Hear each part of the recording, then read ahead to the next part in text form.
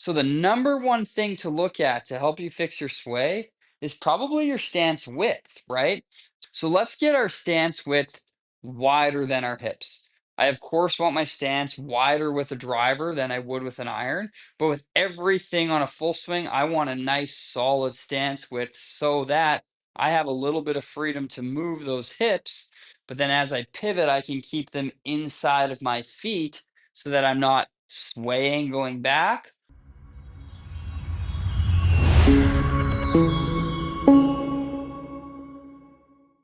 Hi everyone. So this video is about sway and swaying our hips. We're going to discuss some better pelvic movement and what you can do to change those things. Now we've all heard of the term sway, but let's discuss what does it mean? What kind of effects in a negative manner would it have on our golf shots? What kind of effects can some better movements have? I'll give you a couple drills and let's improve the way that our hips move so you can hit more solid shots and further shots. So, first thing, if you sway your hips, you probably struggle with contact. You probably struggle with some path movement, right? So path probably coming a little bit too much out to in or over the top. And then you struggle with a little bit of control. You're always trying to manipulate the golf club, maybe feeling stuck and can't hit the golf ball where you want. So first of all, let's talk about contact, and that's about low point. So if I'm swaying my hips all over the place back and forth, it's very difficult to deliver the club back to a similar position. Now, all good ball strikers have a consistent low point, and that low point with an iron is going to be ahead of the golf ball. That low point with a driver could be behind the golf ball. It could be in front of the golf ball, but it's got to be consistent. And really good players are going to have a low point within a half of an inch. So, not a lot of room for error every single time. So, there's going to be a benefit to maintaining more stability and better rotation to delivering good low point. And then, on top of that, if I'm not moving my hips correctly, I'm probably not pushing into the ground efficiently. Therefore, I'm lacking some power and some speed. Now, first, let's talk about what hip sway is. Okay. So here's how I would classify swaying the hips is I want to keep my hips inside of my stance. Okay. It's kind of a balance thing. So to me, hip sway comes from when I start to move my hips outside of my feet. Now, it's really important to understand that our hips are oval shaped, right? They are not circular shaped, they're more oval shaped. So if I take an oval object and spin it on its centered axis, my hips in this scenario are both going to create gaps away from my hands, right? So they're going to create gaps inside as I'm turning in here, right? If I'm swaying side to side, my hips are moving into my hands and I want to keep my hips inside my feet. So I do have room for movement, but not to the point where I'm getting outside my feet. So the number one thing to look at to help you fix your sway is probably your stance width, right? So if I have a very narrow stance, kind of about the width of my hips, I have no kind of room for error moving side to side. I cannot create any sort of lateral motion, which can be something I would want to create a little bit of power if my stance width is really narrow. Because then as soon as my hips move at all, now I've swayed and I'm off balance. It's going to be very difficult to move back. So let's get our stance width wider than our hips. I, of course, want my stance wider with a driver than I would with an iron, but with everything on a full swing, I want a nice solid stance width so that I have a little bit of freedom to move those hips, but then as I pivot, I can keep them inside of my feet so that I'm not swaying going back or sliding coming through. I have that ability to move and to rotate into post. So let's start with that. Now, as we get into the flaws, I want to discuss the over the top movement first. So, what I see a lot from the over the top movement is one of two things either A, I rotate early and the hands pitch out, or B, as my hips sway, I don't have any room to come from the inside, right? So, I'm just going to come over the top. So, as they've swayed, I haven't opened up space to let my hand and let my club travel from the inside. When I let my trail hip, my trail thigh, my trail pocket move behind me, okay, I create space. And now I have an opportunity to attack that golf ball from the inside. So there's where the over the top movement can really be influenced by some proper hip movement. Okay. Contact. Like I said, that's low point control. So as soon as I move my hips back here, I have a long way to travel to get this lead hip all the way on top of my lead foot in a very short amount of time to promote good low point. I like to think of it is that my low point can be heavily influenced by my center of mass. Well, here's the center of my mass. So the more I move it side to side, the more difficult it is to be consistent in my low point delivery.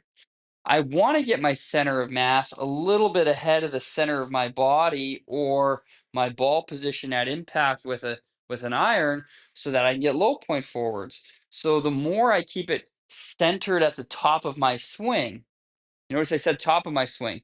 A little bit of freedom to move. At the top, I'm pretty centered. Now I just have a little bit of movement to create to help me get that low point forwards. Okay. So that would be contact. And then a little bit of control. Well, I think that's pretty self explanatory.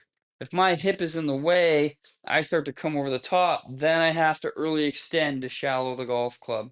Then I have to flip my hands and lengthen the golf club to get back to the golf ball. So I need good pelvic movement to help me with all of those things. So let's start to talk about what we need to see and how to create those motions. So in my setup position, like I said, my hips are oval. I want to turn them on their center, but I need freedom to movement. I need to be an athlete. So, what I'd like for you to feel is your trail hip, your trail side. In my backswing, it's going to pull behind me and high. Now, as I do that, I want you to pay attention to something. This is my hand, okay? It's actually moving away from my hand. So my hip is moving closer to the target than it was at address.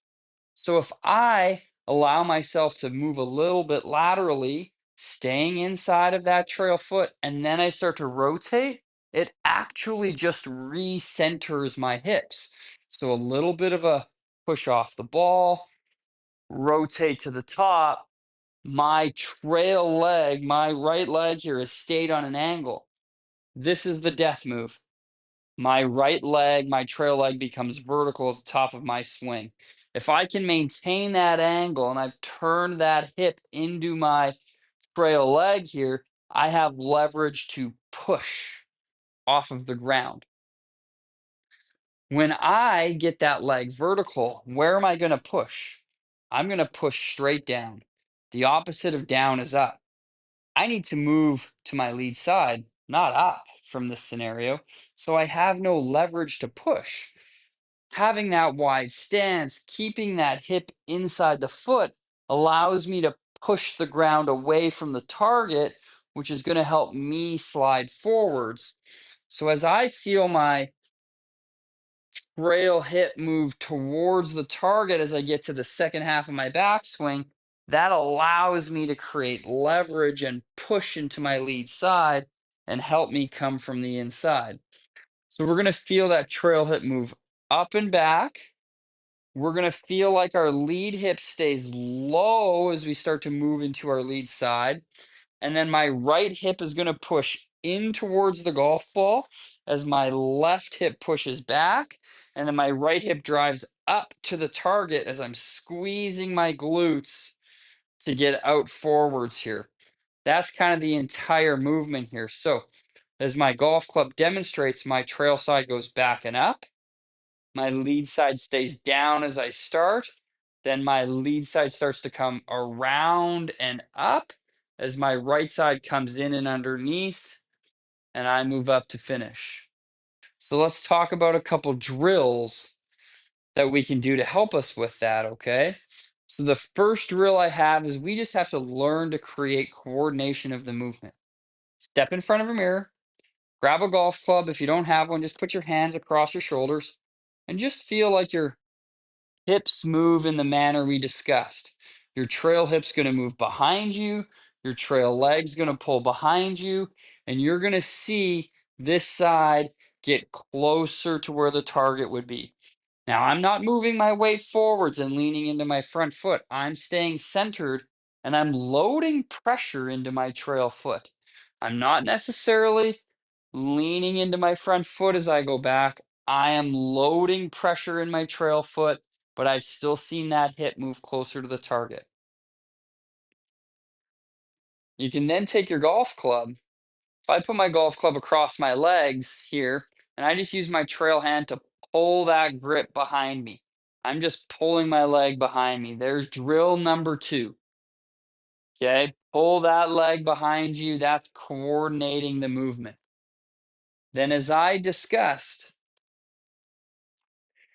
part of the reason you don't move your hips correctly is you're not actively pushing into the ground with your trail side. So with my trail foot, I'm going to put a little gym slider. You can see I take friction away. Now my foot can slide.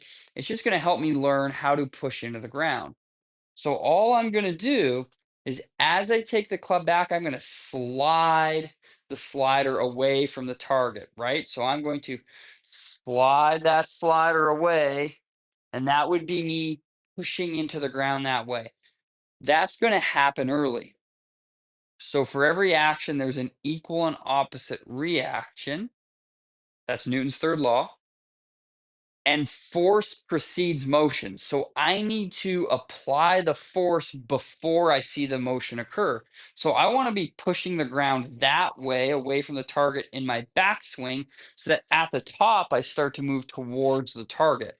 So we're just going to take backswings where we feel drill number 3 here, pushing the leg away from the target, gliding that foot back. And then when I add friction back in by getting rid of the slider, I'm going to feel like I'm turning my trail foot into the ground, pushing it away.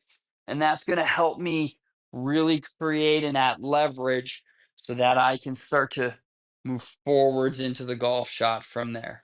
Okay. And then we are going to take those motions, and we're always going to start with slow motion swings. So as I get into practice, I've trained my body how I want it to move. I've rehearsed it, and then I've created some better forces. I want to apply those feelings. So I've been asking myself, what does that feel like? Feels like I'm twisting my trail foot into the ground, and it feels like my hips moving away from the target. And I'm going to start to hit golf balls with those feelings. So I'm going to rehearse. Twist the foot, hip moves towards the target, rehearse that backswing only, get a good sensation, then allow myself to hit a shot at a pace I feel like I can control it with those feelings. And I can use video to confirm if I'm moving how I want to move, but I'm then going to rehearse again and repeat that process. Check in with your coach, check in with me, take a video and look for yourself. Are the feelings that you've created through the drills matching up with what we want to see when you go to hit the golf ball? Okay. Now, if you've made it this far, I have special drill number 4. I have a chair here. I'm going to put it on my trail hip or my trail leg. Now, I'm going to give myself a little bit of space so you can see my foot is underneath kind of this edge of the chair because I don't want to knock this chair over. That would be a sway. Okay. But what I want you to feel is you do move into the chair. Now, not so much I'm going to knock it over, but like I said, a little bit of lateral motion is probably a good thing. So let's move into the chair immediately in our backswing. So immediately, let's go without a club first. Immediately into my backswing, I move into the chair. Then as I turn to the top, my leg has moved off the chair. So you can see I still look loaded in my trail foot. I'm ready to push and drive. I've created that force in my backswing. I have not toppled it over, but I haven't leaned into my front foot either. I allow a little bit of shift into the chair, a couple inches. Then as I rotate, I've created that separation. I'm going to then add the club back in. Foot is underneath the edge of the chair, a nice wide base and stance, little bit of lateral shift. That lateral shift is occurring immediately. As soon as my hands get to my trail leg, my right thigh, I've moved into that chair. Okay. Then as I finish my backswing, I create that separation and I have an excellent load here to the top with a really clean centered pivot. So you see really good ball strikers, especially golfers who hit the golf ball far, they move off the ball, but as they move to the top, they're recentering because that force is pushing us already towards the target. And because my hips are shaped like an oval, not a circle, that center then looks like it repositions itself back to where it started. So I have a nice clean centered pivot, but I've done so athletically and dynamically. So when you're making changes to your golf swing, and I hope this gives you some insight into swaying and why it can be detrimental and some things that you can do to fix it, but start slow, build speed, take the feelings that you get from drills and practice and take them out onto the golf course. Okay? Last thing, we need to work from the ground up. So I love the feeling of feet. Really focus on how we're interacting with the ground with our feet. I like to feel, or I've had success, as I'm twisting that foot into the ground, I'm loading that heel. That might allow my knees to create motion, trail leg extending, lead leg flexing, or just trail leg losing bend. I probably don't want to lock it straight. I'm going to fall over, but losing some bend, increasing some bend, loading that trail heel, pushing off of it to help me really control my pelvis movement, right? So I can hit really solid shots where I come from the inside. Thank you for watching this video. I hope it helps your swing. If it did and you liked the video, please like it. Please subscribe and follow along as we'll be putting more instructional content out on this YouTube channel.